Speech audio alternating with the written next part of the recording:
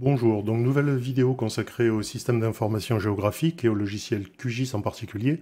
Nous allons aujourd'hui construire ensemble le SIG réalisé pour la Fondation du patrimoine que je vous avais présenté dans une précédente vidéo. Pour commencer, quelques mots sur le stockage des données dans QGIS. Si vous réalisez un projet comme nous allons le faire aujourd'hui, avec un volume de données relativement limité et une utilisation monoposte, vous pouvez tout à fait utiliser le mode de gestion de fichiers traditionnel sous QGIS, les fichiers shapefile, qui suffiront tout à fait dans ce cas-là. Si vous étiez amené à travailler sur un projet plus complexe, avec des volumes de données plus importants et une utilisation en réseau, plusieurs utilisateurs simultanément sur la même de données, vous devrez alors utiliser un véritable SGBD comme un PostgreSQL par exemple. Mais ce type d'architecture sort tout à fait du cadre de ces vidéos, donc je ne les aborderai pas.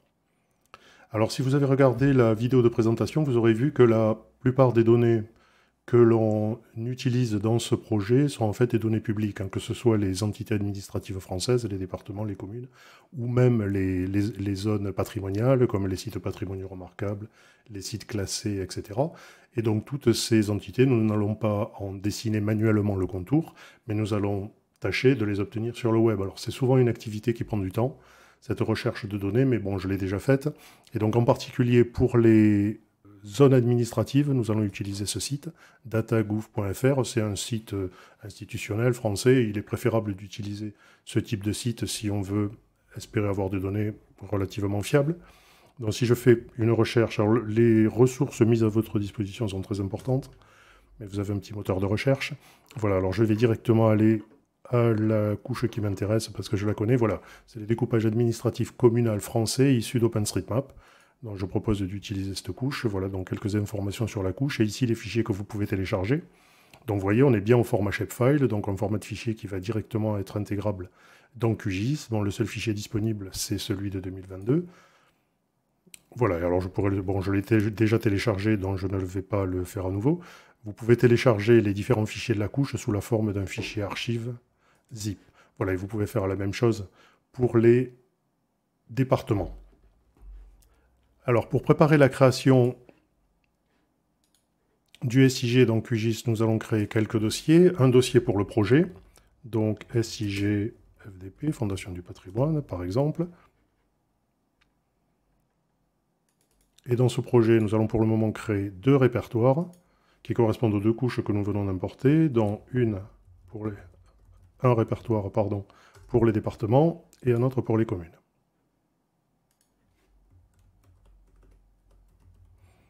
Et ensuite, il suffit que je vienne copier les fichiers que j'ai téléchargés, dont dataf.gouv.fr, voilà les départements. Donc voilà l'ensemble des fichiers dont j'ai besoin. Il suffit que je les copie. Je reviens sur mon projet, les départements, coller. Voilà, donc vous voyez qu'il y a un certain nombre de fichiers. Il y a le fichier shapefile qui correspond à la description cartographique, géométrique des entités. Un fichier des bases qui correspond à la table attributaire. Des bases, c'était un logiciel de gestion de base de données pour PC qui n'est plus trop utilisé aujourd'hui. Et puis un certain nombre d'autres fichiers dans lesquels on trouve toutes les informations nécessaires pour pouvoir décrire la couche, donc QGIS. Les communes, de la même manière.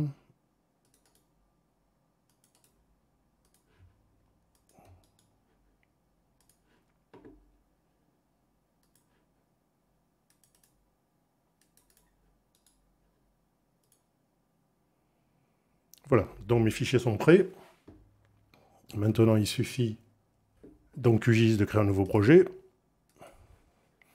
Alors, je vais tout de suite l'enregistrer. Alors, sous le répertoire que j'ai créé, SIG FDP, je vais lui donner le même nom. SIG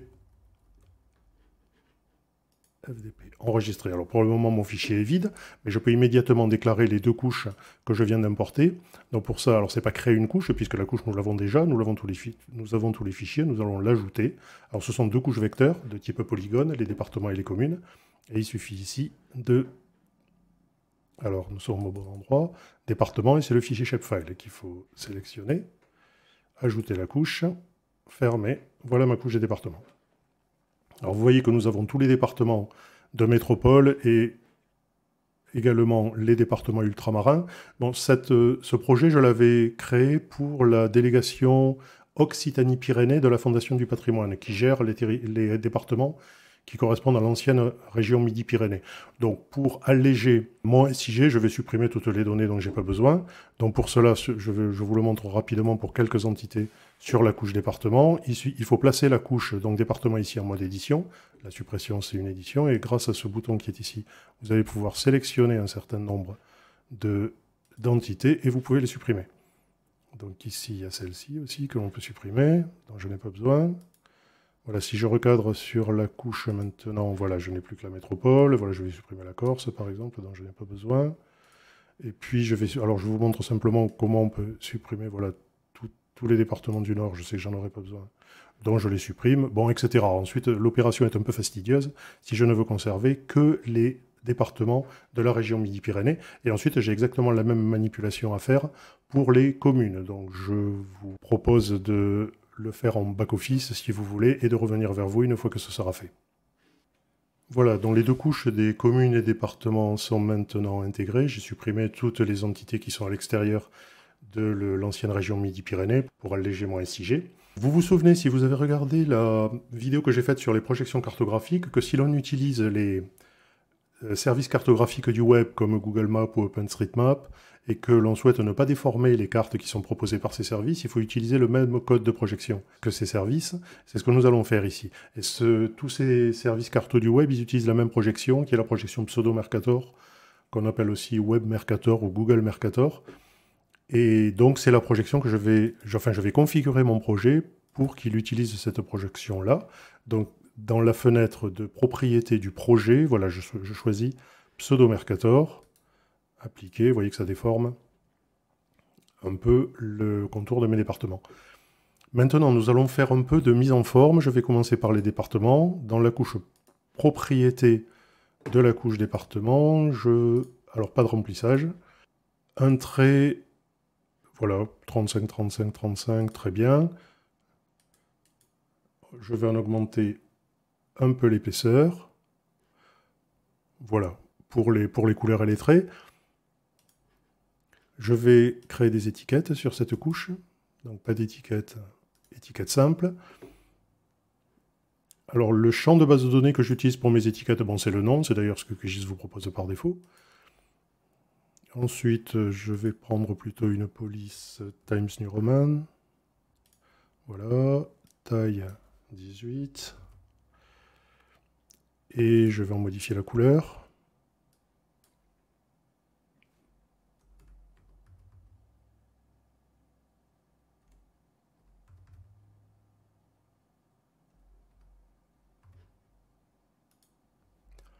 Voilà, et c'est tout ce que nous allons faire pour la couche département. Alors, comme la couche commune nous masque la couche département, on ne voit pas très bien le résultat, il suffit que je la... Voilà, ce que nous avons fait pour les départements, un trait un peu plus épais, pas de remplissage, et une étiquette. Maintenant, on va faire la même chose pour la couche commune. Donc là, par contre, je vais utiliser une couleur de remplissage.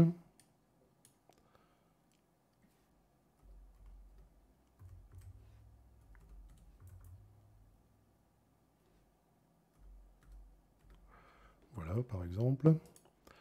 Continue. Couleur de trait, on va utiliser le même. 3 x 35, c'est très bien.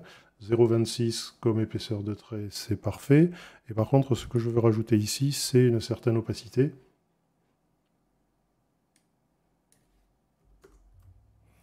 Voilà. Enfin, un niveau de transparence, si vous voulez, pour qu'on puisse voir les couches sous-jacentes que je pourrais faire apparaître par la suite. Voilà pour les couleurs, les traits. Les étiquettes, on va rajouter ici aussi des étiquettes. Étiquette simple, même chose, on a un champ nom dans les champs attributaires qui nous sont remontés du site institutionnel. Je vais laisser une police Arial, et la couleur. Alors la couleur, on va peut-être mettre un vrai noir. Voilà. Et puis, ah oui, encore une modification. Ici, j'aimerais que les étiquettes n'apparaissent pas tout le temps, mais n'apparaissent qu'à certains niveaux d'échelle. Donc il suffit de sélectionner cette option ici. Vous voyez qu'ici elles n'apparaissent pas. Si elles apparaissaient, on ne verrait pas grand-chose, parce que vous voyez que les communes sont très petites. Si un nom apparaît pour chacune d'elles, on ne verrait pas grand-chose. Donc on va configurer le QGIS de manière à ce que les étiquettes n'apparaissent qu'à partir de 1/250 millième, disons. Et jusqu'à de l'autre côté, on ne va pas fixer de limite, on va prendre l'échelle 1. Voilà. J'applique. Ok, donc voilà ce qui apparaît. Alors vous voyez que les étiquettes n'apparaissent pas, mais si je zoome, c'est-à-dire si j'agrandis l'échelle, là je suis à 1/800 millième, elles n'apparaissent pas. 1/400 millième, elles n'apparaissent toujours pas. 1/200 millième, donc on a passé 1/250 millième, et maintenant elles apparaissent. Voilà mes deux couches configurées. Alors, encore une chose maintenant, si l'on regarde la table attributaire qui nous est remontée de notre import de couches depuis le site gouv.fr, voilà les informations que nous avons, dans un code INSEE pour chaque commune, un nom, un champ Wikipédia, j'avoue que je ne sais pas exactement ce que c'est, et une superficie. Or, il y a une information dont on a besoin pour traiter les dossiers, pour instruire les dossiers Fondation du patrimoine, c'est la population de chaque commune. Et vous voyez que je ne l'ai pas ici. Alors, comment faire? Alors d'abord, il faut rechercher l'information en question.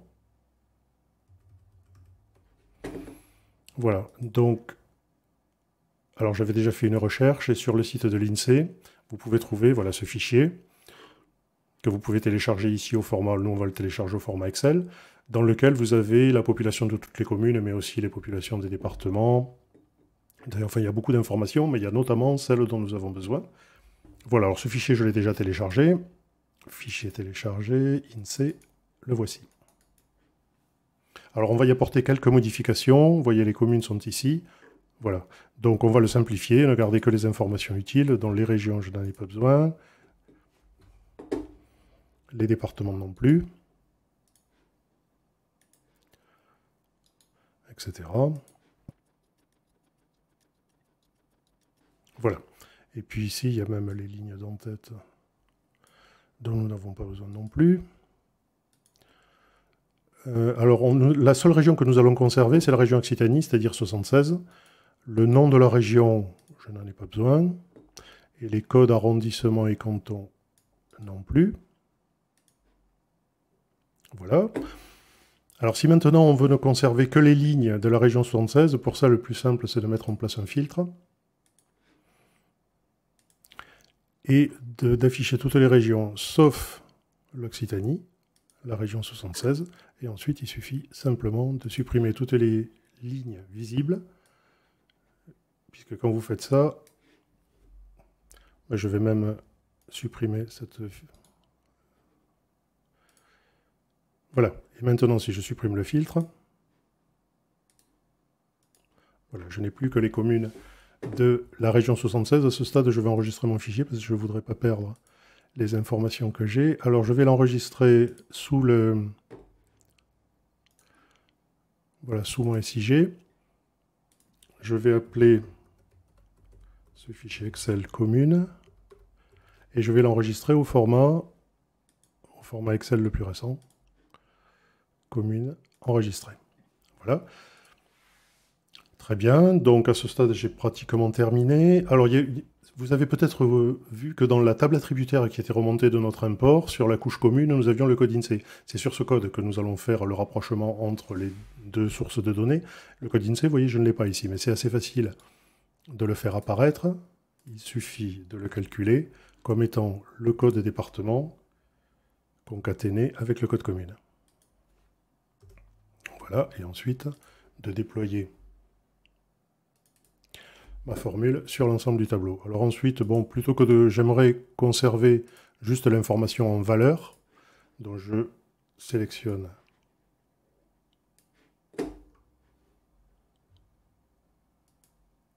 voilà, CTRL-C. Et ici, je viens coller, mais en ne collant que les valeurs. Voilà, donc vous voyez, ici, j'avais une formule, et là, par contre, j'ai directement la valeur. Dans cette ligne-là, je peux la supprimer. Et ici, code INSEE. Voilà, et à ce stade, alors les populations, vous voyez qu'il y en a 3, population municipale, comté à part, j'avoue que je ne sais pas exactement à quoi ça correspond. Bon, je pourrais me contenter de la population totale. Mais bon, on va garder toutes les informations. J'enregistre et je sors du QGIS. Et je sors d'Excel, pardon. Donc maintenant, si je reviens dans QGIS, alors vous allez voir, la manipulation n'est pas tout à fait intuitive, mais quand même très très simple à faire. Donc nous allons rajouter le fichier Excel comme s'il était une couche vectorielle, ce qu'il n'est pas, mais l'opération est quand même possible. Donc ajouter une couche vecteur, et ici, je vais chercher mon fichier commune que je viens de créer, et je l'ajoute. Et vous voyez qu'il est rajouté avec un symbole particulier. Maintenant, si je vais dans les propriétés de ma couche commune, voilà dans lequel nous avons fait toute la configuration graphique, si vous voulez, vous avez un panneau ici, alors il faut que je le trouve, jointure, voilà, qui vous permet de créer une jointure avec le fichier que nous avons inséré. Donc voilà, commune. Donc par défaut, il me propose bien la table commune que je viens de rajouter. Alors la jointure, je vais la faire sur le code INSEE, et le champ cible, c'est INSEE également. Alors, les champs joints, quels sont les champs de ma table commune ici que je veux rajouter, enfin qui apparaîtront comme de nouveaux attributs dans la table attributaire de la véritable couche commune. Alors, code départ, en fait, la seule chose, le nom de la commune, je l'ai déjà, la seule chose, c'est la population totale que je vais rajouter. Et ça me suffit. Voilà, OK. Appliquer. OK. Et donc maintenant, si je regarde la table attributaire, voilà, je retrouve les champs qui étaient remontés de mon import, mais je trouve une nouvelle colonne qui donne la population, comme si cet attribut était vraiment un attribut de la table attributaire de la couche commune. Ce n'est pas tout à fait le cas, il est le résultat d'un croisement avec une autre table. Voilà, pour ce qui est de la configuration, nous allons en rester là. Alors il y a deux autres couches vectorielles que je vais importer, ce sont les cantons et les collectivités de communes. La manipulation est exactement la même. Donc je vous propose de faire cela hors ligne et de nous retrouver dans la prochaine vidéo, parce que je ne voudrais pas faire de vidéos trop longues sur ces sujets un peu complexes quand même. Je vous remercie d'avoir suivi cette vidéo jusqu'au bout. J'espère qu'elle vous aura intéressé, qu'elle vous aura appris quelques petites choses. Et je vous souhaite une bonne route.